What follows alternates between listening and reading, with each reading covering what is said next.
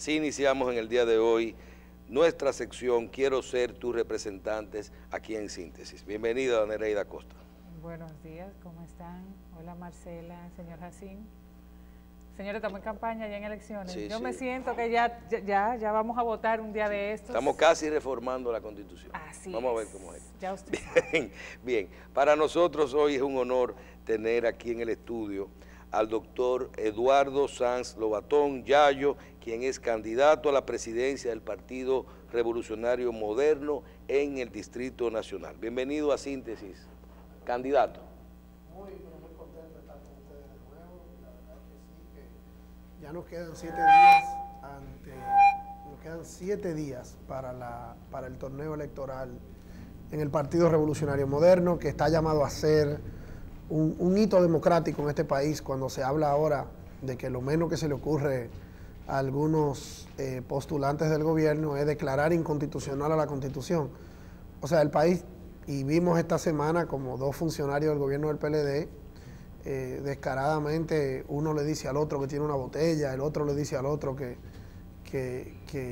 no trabaja. De verdad, una situación bochornosa. Y todo el país ve que este país necesita de una oposición vigorosa, estructurada, lista para defender la democracia dominicana. Y eso es lo que el PRM tiene de frente este domingo. Elegir de manera tranquila, de manera organizada, sus autoridades para poder articular una oposición decidida, firme, que tenga calidad no solo intelectual, sino calidad social, calidad de poder aglomerar las indignaciones de la sociedad dominicana y poder proponerle un modelo de sociedad diferente, un modelo de sociedad en el que los dominicanos seamos evaluados por el mérito de nuestro carácter, por nuestra preparación, por nuestro trabajo, y que no sea la sociedad que en muchos círculos todavía tenemos, donde el carné de un partido, donde la relación con un gobierno le puede abrir puertas que no debieran abrirse si no fuera en base al mérito, al emprendedurismo. Eso es lo que estamos tratando de hacer en el PRM, generar una competencia de ese tipo. Y en 7 días nosotros le estamos pidiendo a todos los capitaleños que están inscritos en el Partido Revolucionario Moderno que voten que voten por quien les habla, Eduardo Sanz Lobatón Yayo, como me dicen muchos de mis amigos, porque queremos un partido que realmente le pueda demostrar al país que puede haber partidos políticos que tengan un criterio de formación vocacional, de formación ética, para ir al gobierno. Porque mucha gente se queja de la política y se queja de los gobiernos, pero sin partidos políticos que funcionen, no vamos a tener gobiernos que funcionen. Porque los gobiernos en un 75, en un 80%, están conformados por los miembros de un partido político. Entonces, si le dejamos la política, simple y llanamente, a la gente que se quieren ocupar porque quieren ir a la política a conseguir prebendas, a conseguir contratas, a conseguir empleos, a conseguir privilegios, entonces vamos a tener gobiernos de privilegios, de gente que quiere contratas, de gente que quiere hacerse rico, y no de gente que quiere servirle al país. Y definitivamente la política en la República Dominicana se ha degenerado. Se ha degenerado a un punto de que todo el mundo sabe en este país de gente que ha ido a los gobiernos y que después de 10, 15 años en un gobierno exhiben una riqueza desproporcional, de gente que no tiene industria, que nunca han pagado impuestos, que no se les conoce una trayectoria de trabajo. Y entonces eso, mira, yo le decía a unos amigos, cuando yo camino los barrios de la capital, que yo estaba en la Cañada de la Puya el otro día, o que estaba en el Ensanche La Fe, o en Cristo Rey, o en Gualey, en Guachupita, y tú ves en esos barrios un nivel de tanta esperanza, de una dominicanidad que quiere salir adelante, que quiere levantarse a trabajar, y los ves con tantas limitaciones de pobreza. Entonces, tú dices, óyeme, pero ¿qué le estamos diciendo nosotros a esa gente que vive en esa extrema pobreza? Que para conseguir un trabajo tienen que pasar la 1001, que no tienen seguro médico, que la energía eléctrica no les llega de manera constante, que viven prácticamente en condiciones de muchísima dificultad, que caen 3 gotas de agua y la casa se le viene encima. Entonces esa gente prende un noticiario de televisión y ven que hay un funcionario que está acusado de recibir millones de dólares en corrupción. Entonces, ¿qué tú crees que pasa en esos sitios? ¿Cuál tú crees que es el resentimiento o lo que se genera? Y esta sociedad tiene que tener cuidado con eso. Porque entonces pudiéramos, ahí está el ejemplo de Venezuela, ahí está el ejemplo de otros países que frente al hartazgo y a la simple y llanamente un cansancio de la clase política, acuden a opciones que parecen redentoras, que parecen, ¿verdad?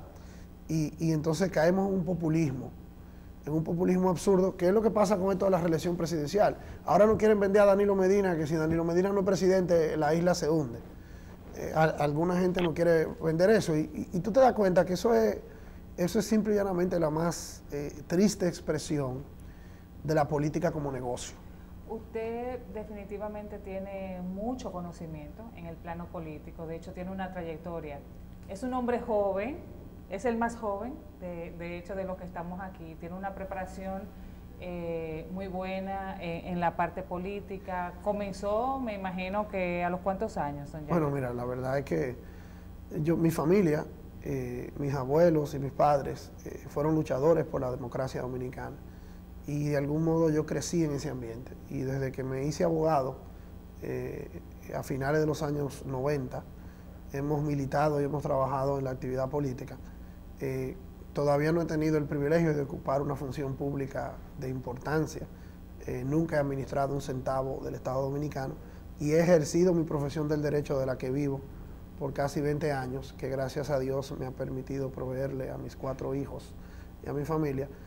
Y constantemente he estado en la actividad política, en una actividad política en la que hemos tratado de ofrecer un elemento diferenciador, que es que la política no puede ser una escalera económica, la política no puede ser una escalera social, la política tiene que ser, simple y llanamente, usted proporcionarle escalones a los demás, usted permitir que otros, a través de su conocimiento, de su trabajo, de su esfuerzo, usted abrirle puertas a la gente. Y he derivado grandes satisfacciones. Por ejemplo, yo fui uno de los hacedores o de las personas que trabajó muy de cerca con el alcalde de la capital, con David Collado. Yo fui de los armadores de ese proyecto, junto con muchos otros. Y cuando yo veo, por ejemplo, ayer yo estaba en Cristo Rey, veo el puente nuevo que se hizo, que se hizo a un costo de millonario, con donaciones del sector privado inclusive. Y yo recuerdo cuando yo iba a Cristo Rey antes, que a veces los niños que iban al colegio o que pasaba una situación, a veces eso era un salvajismo que había ahí, había accidentes de tránsito. Y ahora tú ves la gente organizadita caminando por su puente. Por darte un ejemplo, tú dices, oye, de algún modo contribuimos con eso y eso te hace sentir bien. De la misma manera he asesorado en diferentes posiciones al Congreso Nacional. Por ejemplo, ahora yo he trabajado muy de cerca con el bloque de diputados del Partido Revolucionario Moderno como consultor legal o asesor legal de algunas cosas que ellos han hecho. Y, por ejemplo, yo recuerdo haber debatido de manera muy enriquecedora las reformas del Código Civil y de algún modo tú sientes que lo que tú vas haciendo va generando algún tipo de significado y eso deriva una gran satisfacción. Ahora, la política en este país tiene que cambiar. Si nosotros no nos descuidamos, en 10 o 15 años nosotros vamos a tener un Congreso que va a estar lleno de gente que usa y defiende el dinero del narcotráfico, de gente que simple y llanamente usa y defiende el dinero que se roban de los gobiernos, y de un grupo muy pequeño, que serán los menos, que serán patrocinados del empresariado dominicano, que tampoco debiera ser, porque evidentemente no es lo mismo el que llega al Congreso con dinero mal habido, pero tampoco debiera ser que el empresariado tenga patrocinados de manera tan específica. Entonces, tenemos que buscar la manera de que para ser diputado... Pero eso se da en el mundo entero también. Correcto, pero lo que no sucede, porque el dinero siempre será parte de la política y no tiene nada de malo que el que se gana su dinero bien habido lo quiera donar para que el país tenga mejores políticos. Y hasta para defender sus intereses. Y hasta para defender sus intereses, pero lo que no puede ser es que para que usted sea diputado o senador usted tenga que buscar 75 o 50 millones de pesos. Porque desde que eso sea así de manera permanente, y ya lo es de manera muy influyente, todavía no totalmente, pero sí influyente, entonces ¿cómo tú le dices a un estudiante, o cómo tú le dices a un profesor universitario, o cómo tú le dices a un pequeño empresario, al dueño de un taller de mecánica, o al dueño, cómo tú le dices a esa parte de la sociedad que represente al país? Pues no se lo puedes decir, porque tú inmediatamente eliminas de golpe y porrazo. Yo no te digo que para ser presidente de la República, bueno, ya eso tiene que tener una estructura. Un nivel de financiamiento diferente. Pero nosotros aquí estamos haciendo que los regidores de los ayuntamientos, que hace 25 o 30 años eran funciones honoríficas. Bueno, pero pero los regidores de los ayuntamientos de la capital, de Santiago, de San Cristóbal, tienen que gastar millones y millones de pesos para ser regidores. Eso no puede ser. Eso hay que recuperarlo después una vez que estén en el cargo, mira, y ahí está el mira, peligro. Esto es lo increíble, ahí es que está el peligro. Mira, un diputado acumula a lo largo de los 4 años en remuneraciones, etcétera, algunos 15 millones de pesos. Ajá. En los 4 años. Y yo sé de sin gastar un centavo. Exacto, como que si tuviera que no tuviera que hacer nada, recibe como 15 millones de pesos en 4 años. Sin embargo, yo sé de diputaciones y candidaturas a diputados que costaron más de 50 millones de pesos. Entonces, hazme esa matemática. O sea, no tiene sentido. Bueno, pero también yo quiero decir que ustedes los políticos, todos los que representan los partidos, son parte de eso, porque cuando, por ejemplo, yo veo que un sistema de votación, si nos vamos, por ejemplo, yo recuerdo las elecciones cuando Balaguer, en esos procesos, en la medida en el que usted hace las elecciones más separadas e individuales, usted hace que cada persona tenga que hacer su campaña independiente. Si hacemos que no hay arrastre, entonces usted le está poniendo al diputado a que haga campaña separada del senador. Si es independiente, cada quien comienza a buscar sus votos. Claro. Y por ahí que comienza. Mientras más legalidad desde un punto de vista, usted busca entonces que la otra se haga más caro. No, mira, Michelle, tú tienes razón que lamentablemente es como tú dices. Ahora, no debiera ser así, porque más democracia no debe implicar más gasto de dinero. Lo que pasa es que más democracia sin ley, sin regularización, en un ambiente corrupto, genera lo que tú dices. Pero, por ejemplo, yo viví en Europa durante una etapa de mi vida, y yo recuerdo que 2 semanas antes de las elecciones, en la ciudad que yo vivía, que era París, se habilitan unos espacios donde solo en ese lugar los candidatos pueden poner letreros, mensajes, etcétera. Y se habilita, por ejemplo, un espacio comercial de la televisión donde la gente puede ir y dar su mensaje. Fuera de esos espacios, los candidatos lo único que pueden hacer es ir de casa en casa, mandar mensajes y de esa manera hacer una campaña política. Entonces, no importa cuántas campañas políticas haya, mientras las campañas políticas no sean un negocio comercial. Entonces, lo que nosotros tenemos que tratar de regularizar, no tiene nada de malo que se vote por los regidores, que se vote por los diputados. Eso es más democracia. Lo que no puede ser es que venga una gente y diga, bueno, yo quiero ser regidor, yo voy a invertir tantos millones de pesos para ser regidor. Óyeme, así no puede ser, porque es que entonces eso desnaturaliza la función del representante. Entonces, lo que tú tienes, lo que tú terminas teniendo, es gente que invierte en dinero en sus campañas políticas. Bien. Y eso es lo que no puede ser, porque, oye, la política no puede ser, o sea, usted no puede, déjame yo comprar esta finca para sacarle dinero. O sea, la política no puede ser, déjame yo invertir este dinero en política para sacarlo. Doctor. Y eso es lo que tenemos que evitar. Las elecciones internas del Partido Revolucionario Moderno son el próximo 18. Así es, este domingo. Este domingo que viene. Estamos ya a una semanita de las elecciones. ¿Está consciente el doctor Eduardo Sanz Lobatón de la importancia que tiene del éxito a nivel de organización de la celebración de esta actividad del Partido Revolucionario Moderno? Mira, no solo a lo interno, sino a lo externo de la sociedad dominicana. Michelle, yo estoy convencido de que nosotros el lunes, el día después de la convención, amanecemos como un partido con vocación de poder o amanecemos como un partido que no tiene vocación de poder. Fíjense lo dramático que yo soy. O sea, nosotros nos estamos literalmente jugando la faja el domingo. Si nosotros estamos obligados a decirle al país que nos podemos entender, que podemos contar votos, que podemos algunos ganar y otros perder, porque si no hacemos eso, le daremos al país una muestra de inmadurez. Si un partido político no está en capacidad de elegir su dirección, no está en capacidad de administrar el presupuesto nacional. Menos todavía, claro. Entonces, yo por eso le digo, y lo he dicho claramente, todos mis adversarios están en el Partido de la Liberación Dominicana y en el gobierno. En el PRM yo tengo compañeros, yo tengo hermanos, personas que pueden pensar de una manera diferente, pero que tenemos un objetivo en común, que nos une mucho más que cualquier cosa que nos pueda dividir. Y yo creo que ese es el mensaje que en estos 6 o 7 días, donde quiera que yo esté, yo le voy a llevar a mis compañeros del partido. Porque definitivamente la política tampoco puede ser un ejercicio de vanidad personal. Esto no puede ser que Oyayo, que entre el mar, o que no. A los procesos electorales se va a ganar y a perder y eso es parte de un esfuerzo que uno hace. De hecho, hemos visto que usted en algunas ocasiones ha servido como mediador, usted de hecho predica el orden y de hecho en varias ocasiones lo he escuchado hablando de que para poder llegar al poder tienen que tener una oposición fuerte y que usted está dispuesto para trabajar en ello. Claro que sí. Nosotros hemos dicho que el PRM tiene que tener lo que sucede en algunos países de democracias más avanzadas. El PRM debiera tener y constituir un gabinete de la sombra. Debiéramos tener un equipo en obras públicas, un equipo en salud pública, un equipo en la Cancillería, un equipo en dirección de impuestos internos. ¿Para qué? Para que ese equipo esté supervisando y esté señalando todo lo que se haga de manera incorrecta en esas instituciones.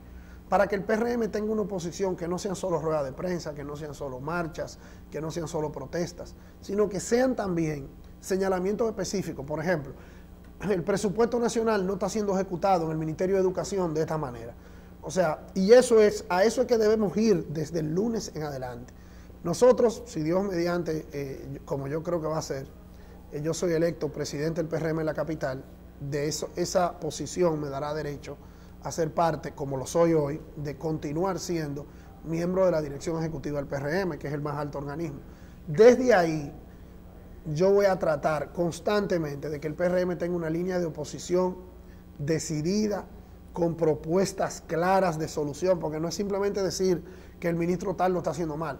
Por ejemplo, yo le voy a decir una cosa, ya hoy, con esa admisión tan burda, tan triste, del vocero del gobierno, o sea, yo le decía ayer a una gente que ni que fuera una película de estas malas que uno ve que salen cosas tan azules. El vocero del gobierno dice que un miembro del comité político del PLD es un ministro sin funciones que cobra sin trabajar. Mire, de verdad, en un país medianamente democrático hubiera renunciado el ministro y hubiera renunciado el vocero. Mire. Sin embargo, aquí no pasa nada. Entonces, ese es el modelo de sociedad que nosotros tenemos que sustituir. Pero también ese tipo de cosas, tenemos poco tiempo, debemos hablar pero ese tipo de cosas nosotros las podemos analizar después de la semana que viene, porque nosotros también discutíamos ayer, decimos, qué pena da todo esto, pero también decimos, los ministros de cartera, sin cartera, han existido siempre. Sí, pero que usted sea un ministro sin cartera no quiere decir que no trabaje. Sí, pero o sea, se supone que usted es un ministro sin cartera, pero está supervisando obras del gobierno, está haciendo, está consultando. Sí, pero hay muchos cargos que son así. No, pero aquí sí, cuando tú comienzas a analizar todos esos consejos. Pero mira, esa frase del vocero del presidente de la República, que es que lo nombra, de que usted cobra sin trabajar. Usted sabe el ejemplo que es para la sociedad dominicana. Usted sabe la gente que se levantó a las 5 de la mañana hoy para cambiarse, para bañarse, para salir a la calle, para durar una hora en un tapón, para llegar a su trabajo temprano. Y el vocero del gobierno le dice al país que este señor cobra sin trabajar. Señores, pero a nosotros ni siquiera nos preocupa el ejemplo que damos al país. Doctor. Óyeme, porque que lo diga yo, que soy un opositor, que lo digan ustedes, que son comunicadores. Hay que decirlo. No, pero que lo diga yo, que lo digan ustedes que son comunicadores. Bueno, perfecto, mal como quiera. Pero que lo diga el hombre que le pagan para hablar por el presidente de la República. O sea, usted sabe lo que es el vocero del presidente decir, usted está nombrado simple y llanamente porque usted es PLDista. Mire, tenemos eso es como, mira, como dicen los americanos. Tengo alguna pregunta y nos quedan 2 minuticos. El tema Eduardo Sanz Lobatón de una nueva proposición de la convención de este fin de semana. No, yo creo que inclusive ayer o antes de ayer yo hablaba con un miembro de la comisión organizadora y definitivamente la convención va el domingo. Y yo personalmente creo que no podemos ni siquiera sugerir ni contemplar una oposición. Se resolvieron los problemas de los inscritos, que eran 48.000, después que lo estaban depurando, que quedaban 2.000 y que no, que son 10.000. Sí. ¿Están resueltos esos problemas? ¿Se imprimieron las boletas? A mi modo de ver, eso se resolvió. Esta semana se están imprimiendo las boletas. Yo creo que todo eso son percata minuta. Tenemos que entender, y yo respeto mucho el trabajo de la comisión organizadora, esto es un proceso bien complejo. O sea, nosotros vamos a elegir casi 4.000 autoridades del partido en el país entero. O sea, se va a votar en 3 niveles de elecciones.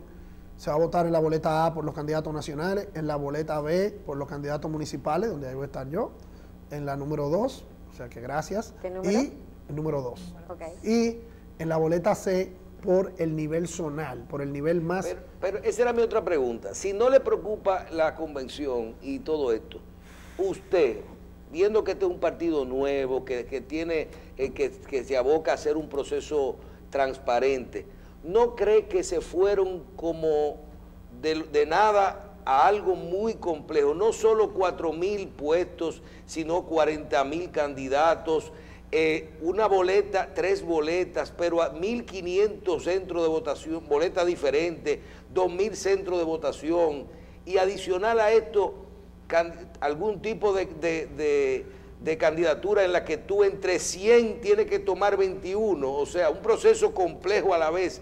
¿No fue mucho? Mire, definitivamente es un reto, y le admito que sí, que es complejo, que es difícil. Ahora, lo que yo creo que nos permite predecir el éxito es que esta no es una elección entre la ciudadanía en general.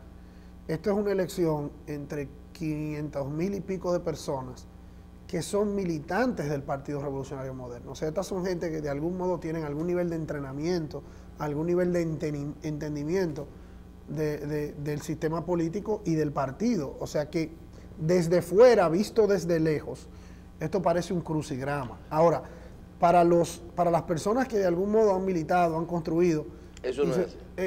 La cosa es un poquito más evidentemente clara. O sea que por eso yo auguro éxito en esto, porque sé, y además la labor de cada uno de esos 40.000 candidatos, si tú divides 500.000 entre 40.000, tú verás que te da a una cifra de casi 4 o 5 por persona. O sea, esa explicación no es tan difícil. ¿Cuántos candidatos a la presidencia del distrito van con usted en este fin de semana en las elecciones? ¿Cuánto hay a la otros candidatos? ¿Solo son 2? Somos solo 2. Ok, ¿y cuántos votantes usted entiende que van a participar en el Distrito Nacional en la boleta B? En el Distrito Nacional tenemos un padrón de alrededor de 60.000 personas, de las cuales yo creo que la gran mayoría va a votar, porque vuelvo y digo, esto es un tema de gente que está muy decidida, muy clara, que se inscribió en un partido, y el proceso de inscripción de nosotros, o sea, nosotros lo hicimos que la gente tenía que ir presencialmente a inscribirse. O sea, usted no se podía inscribir por internet, usted no se podía inscribir por correo, usted no se podía inscribir con una llamada por teléfono, usted tenía que levantarse de su casa, ir a un centro de inscripción, firmar un formulario. O sea que estas son gente que tienen algún nivel de compromiso, y yo creo que la mayoría van a votar. O sea que aquí en la capital vamos a votar como 60.000 y pico de personas, de los cuales yo entiendo que va a sacar la mayoría. Ahora, si usted tuviera la posibilidad de que detrás de esa cámara estén esas 60.000 personas. Que debe haber un buen grupo de ellas. Exactamente. ¿Qué le diría? Ahí los tiene en esa cámara. ¿Qué le diría? Que tenemos un reto el domingo, que el primer reto es el orden y la conciencia de que todos nosotros somos del mismo bando y tenemos el mismo objetivo. Y segundo, yo quisiera que votaran por Eduardo Sanz, por mí, por Yayo, porque hemos hecho un trabajo en el Distrito Nacional que yo creo que nos permite presentarles credenciales. Fui el director de campaña del partido en las elecciones del 2016, ayudamos a que ganáramos la capital en el nivel municipal, hemos hecho un programa muy claro de formación política y de formación vocacional para fortalecer nuestra institución, para ganar las elecciones al nivel presidencial en el 2020, porque tenemos todos que entender que en los últimos 30 años el partido político que no ha ganado la capital no ha ganado el palacio.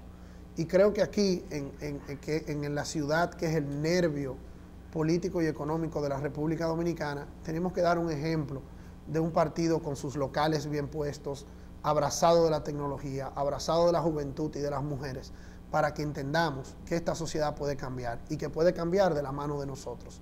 Por eso yo les pido que voten 2, que voten por Yayo, Eduardo Sanz Lobatón, a presidir el comité del PRM en la capital. Bien, yo creo que está claro. Voten 2 en la boleta B y voten 100 en la boleta A. Que le agradezco públicamente el respaldo que mi hermano Santiago Jacín nos dio la semana pasada.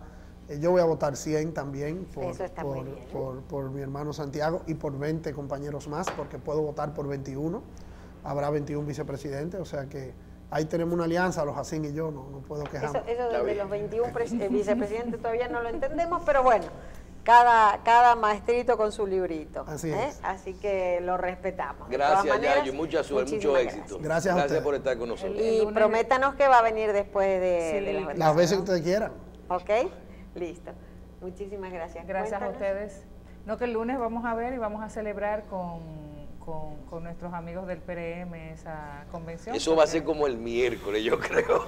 Sí, yo creo que va a Hay que contar muchas boletas. Bueno. Eso no va a ser fácil, eso. ¿No? Eso es como el miércoles. De la misma manera que no fue fácil hacer el padrón, que como hablábamos antes de comenzar la entrevista, hablábamos de un ejemplo para toda la nación dominicana, ¿no? Claro. Que habían creado ese padrón tan finamente elaborado. Yo le tengo la solución para que no haya ningún problema en la convención, 0, ni el de día después. Que no lo hagan 2 cosas, que no lo hagan en el Dominican Fiesta y que lo hagan parado. Sin silla. Sin silla.